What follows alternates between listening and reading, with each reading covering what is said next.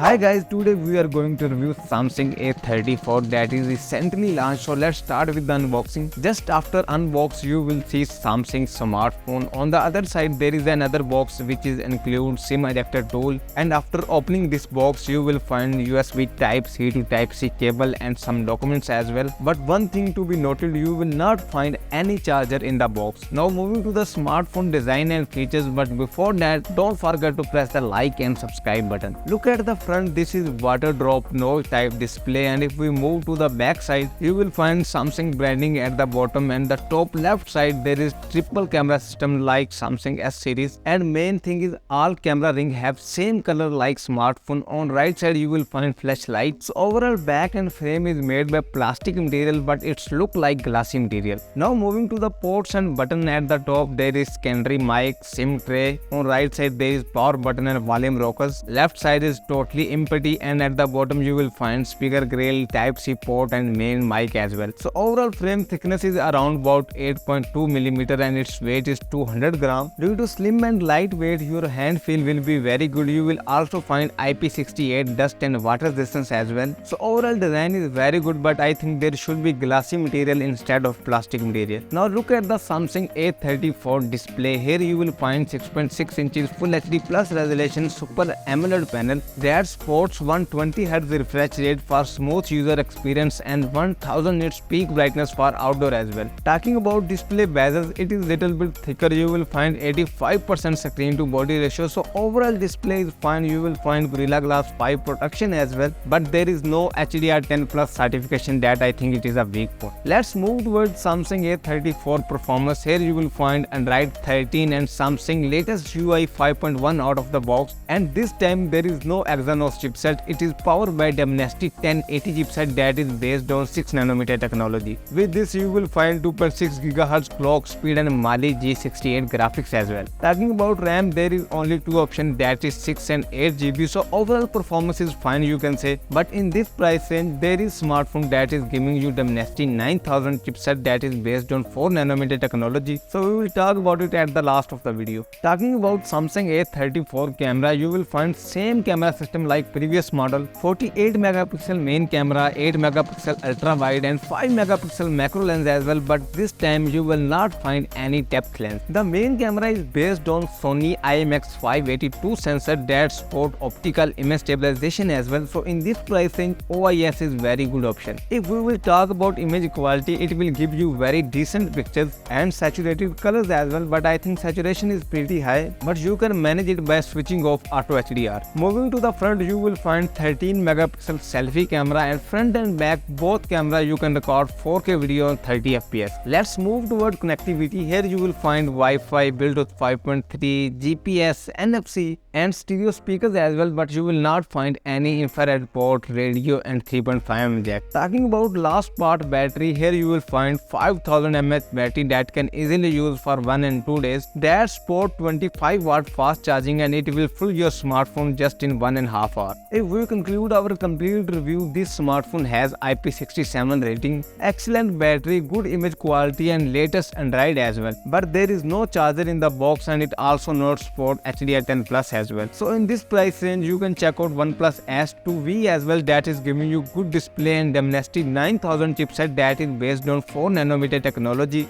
and we also reviewed Samsung A54 as well. You can check them as well, and at the last please don't forget to press the like and subscribe button.